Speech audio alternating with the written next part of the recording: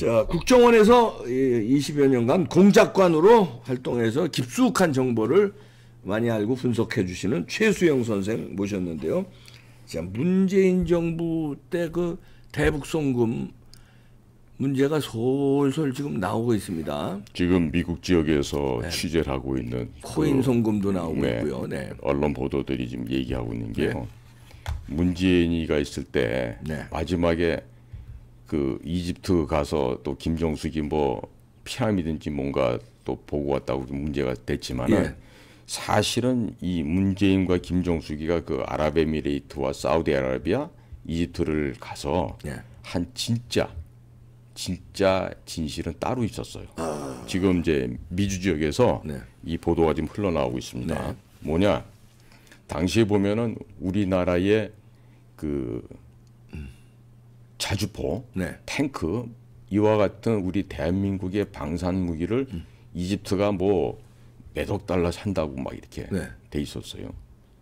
알고 봤더니 이게 북한이 이집트의 오라스콤이라고 하는 통신회사가 있는데 그 통신회사가 우리로 말하면 KT 뭐 SK 뭐 이런 SK 회사죠. 이런 거죠. 그 오라스콤이 북한 지역에 들어가서 이제 이 망을 깔고 이 통신 사업을 하게 됐어요.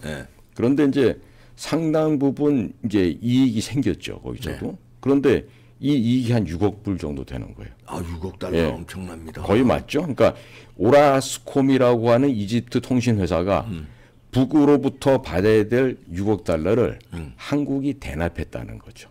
허허. 그러니까 거기에 보면은 또 나오는 등장인물 있죠. 누구요? 낮에는 새가 되고 밤에는 쥐가 되는 박쥐.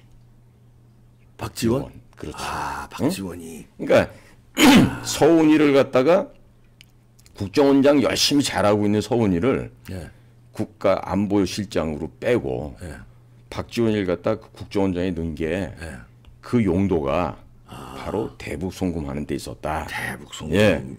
그래서 이번에는 그 방산 물자를 수출하게 되니까 현대, 한화, 수출입은행, 오라스콤 이런 게 이제 다 엮여 있는 또 새로운 제3자 거래가 발생을 했는데 문재인이 끝까지 북에 충성하고 돕기 위해서 이게 6억 달러를 또 바쳤다는 건데 이 뭐 무슨 돈이에요? 다 국민 세금 아닙니까? 그렇죠. 네. 그러니까 요렇게 대북 송금을 하기 위한 모든 수단과 방법을 강구했던 게 누구다? 문재인이다. 이거. 그 이제 행동 대장은 박지원이고. 그래서 박지원이를 저 친문 계열도 아닌데 국정원장이 어떤 자리입니까? 거기에 꽂아요. 자기 오른팔 왼팔도 아닌데 박지원이 꽂은 이유는 순전히 대북한 관계 때문에 꽂은 거예요. 북한에 그렇습니다. 돈 갖다 그러니까 퍼주려고. 박지원은요. 그거 선수니까. 문재인이가 존경한다는 신영복이처럼 여기 국내에서 무슨 좌익 종북 세력으로 북한하고 뭐 협업하고 그런 거 한 경력이 없어요. 없어요. 미국에서 가발 장사하는 사람. 가발 장사하고 뭐 그 술 장사하다가 돈 좀 벌고서 DJ한테 이제 사실은 전두환 대통령이 갔을 때 제일 먼저 뉴욕에서 환영 대회를 성대하게 개최한 게 박지원이에요. 그렇듯이 박지원은 운동권하고 상관이 없는데 이런 사람이 뭐냐? 제가 볼 때 그 집안에 유전적인 내력이 달라서 그런 것 같아요. 아버지나 할아버지가 보면 북한이 6.25를 남침을 해서 이 전라도 땅까지 다 쓸어버렸잖아요. 그렇죠. 그 박지원이 조부나 부친이 공산당 그 남로당 이놈들하고 야합해가 동네 주민들 죽이다가 나중에 이제 우리가 그 인천 상륙작전 이후에 9.28 서울수복을 하고 다시 이제 이 한반도 남쪽을 다 이제 되찾지 않습니까? 그때 그 다 사형당했던 집안이에요. 그러니까 DNA가 이 DNA 자체가 이 친북적이고 아주 그냥 뼛속까지 빨간 집입니다. 이렇게 봐야 될 거겠죠. 그래서 이 박지원 씨가요. 그 사위도 지금 마약 수사받고 뭐 이러고 있지 않습니까? 근데 이런 사람을 갖다가 왜 아직도 그냥 놔두는지 이 대한민국 검찰은 내가 이해를 못 하겠어요. 그러게요. 지금 변중 좀 올리는 것 같은데. 서훈도 마찬가지죠. 서훈도 보면은 뭐 이래저래 뭐 풍문이라고 하지만 그게 아니라 남북회담에 갔던 우리 요원들이 들었던 얘기라고 하는데, 네. 예? 네. 또 대북 사업하는 우리 그 조선족들이나 네. 북한에 들락날락하는 그런 친구들 통해서 네. 나온 얘기를 보면 북에서 하는 얘기가 야 서훈이는 우리 애야. 북에서 그렇게 얘기를 하더라고요. 그게 무슨 말이냐 그랬더니 야 우리가 다 마사뜨려 놨어. 마사긴 뭐예요? 마사뜨린다는 게 이제 다 부숴가지고 가루를 내서 이제 우리 꼬봉으로 만들어 놨다 이거지. 약점 잡아서 아주 약점 네. 딱 가지고 뭐그 약점이라는 게 꼭 뭐 박사님이나 제가 여기서 뭐 필설로 정확하게 표현을 해야 되겠어요? 다 아는 건데. 다 아는 건데 뭐 네? 북한 가면 약점 잡혀요. 그러니까 이제 북에서 자신을 하는 게 서훈이었다는 거야. 쟤는 우리 애다. 우리 말 잘 듣는 애인데. 근데 보니까 이 자식이 돈 문제는 박지원이만큼 못하잖아. 그렇지. 안 되지. 그래서 박지원으로 지금 다시 교체했던 그 북한의 요구가 이런 그 원활한 대북 송금을 하기 위한 거다. 이 모든 게 지난번에 그 카카오에서 화제 났던 거 있지 않습니까? 그게 전부 다 연관돼 있는 거예요. 응? 근데 이런 얘기들이요. 미국 쪽에서 나오고 있다는 게 우리가 주의를 해야 됩니다. 네? 자, 미국 언론이나 미국 연구기관, 미국 기관에서 왜 이런 거에 관심을 가질까요? 왜? 대북 송금이니까 관심 갖겠죠. 그러니까 북한으로 돈이 들어가는 거니까. 이 대북 송금이라는 그냥 것이 간단한 돈이 아니라 어마어마한 돈이 들어가면 그게 핵 개발이고 미사일, ICBM 이런 데 다 돈이 들어가는 거니까 관심 갖겠죠. 맞아요. 세컨다리 보이콧. 우리가 그 이러한 문재인과 김정숙이가 그 중동을 갔던 마지막 해외 그 여행을 보면 요걸 이전에 제가 처음에 나와서 말씀드렸던 2017년도 문재인이가 이제 사기 탄핵을 해가지고 대통령 권좌에 이제 찬탈해서 올라갔던 해죠. 네. 그해 이제 12월로 이제 우리가 잠깐 돌아가 보면 돼요.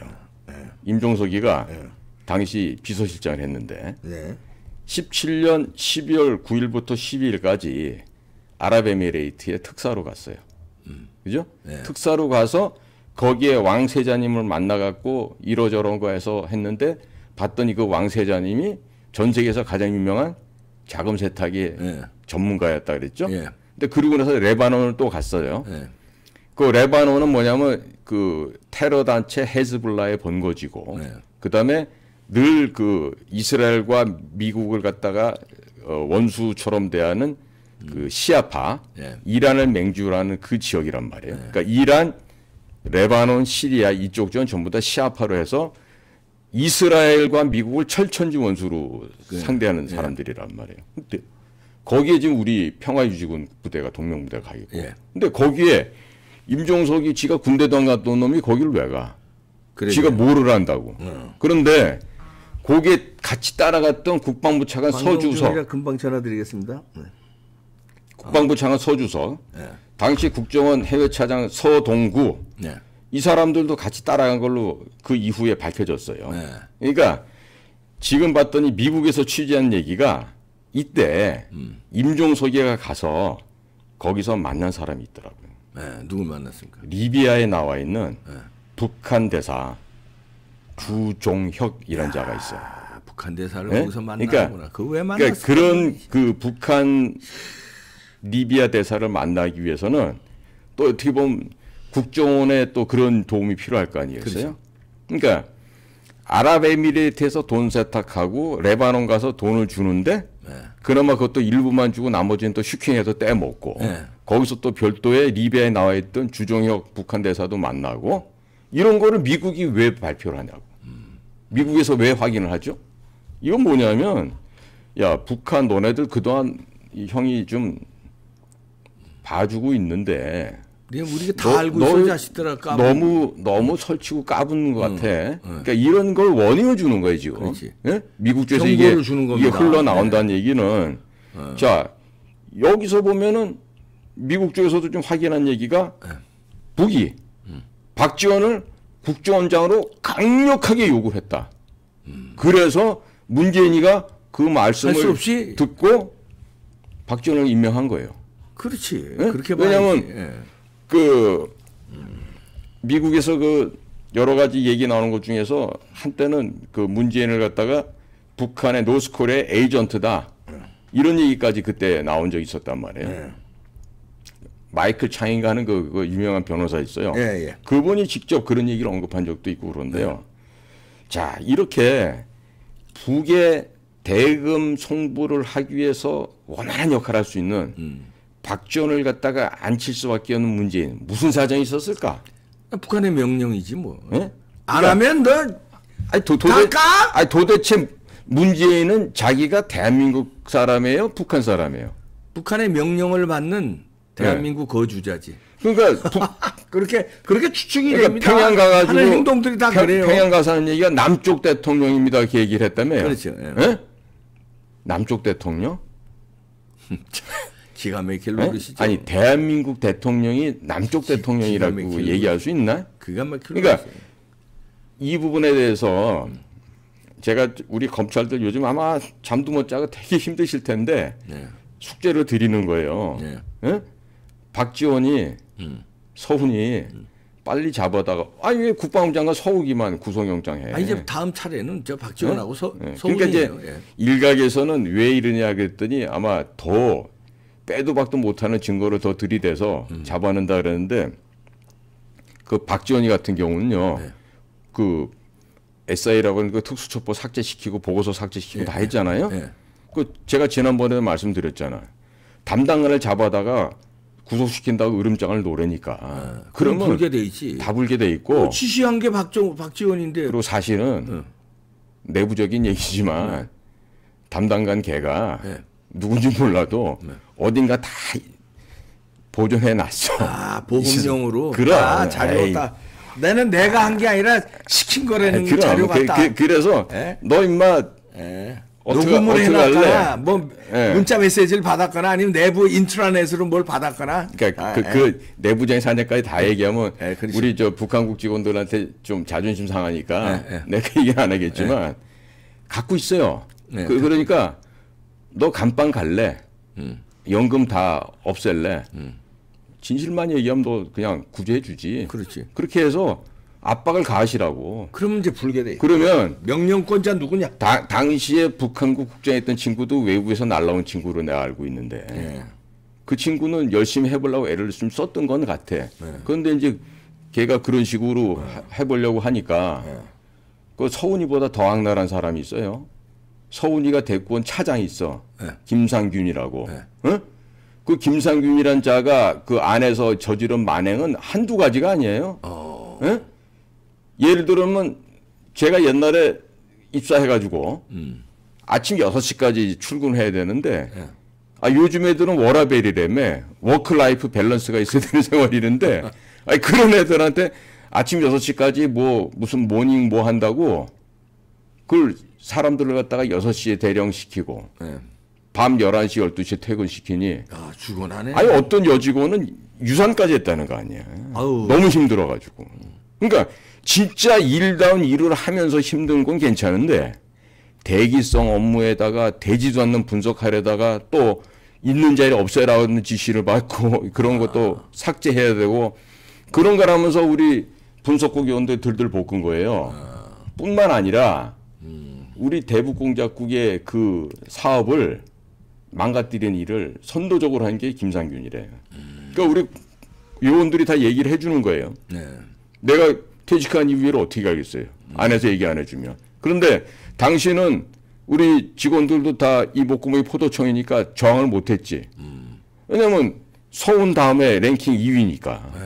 차장으로서 온갖 전획을 하고 그래서 아주 그냥 직원들이 그 김상균이다 그러면 일을 바득바득 가는 거예요. 아마 김상균 씨는 요즘에 밤길 조심해야 될 거야.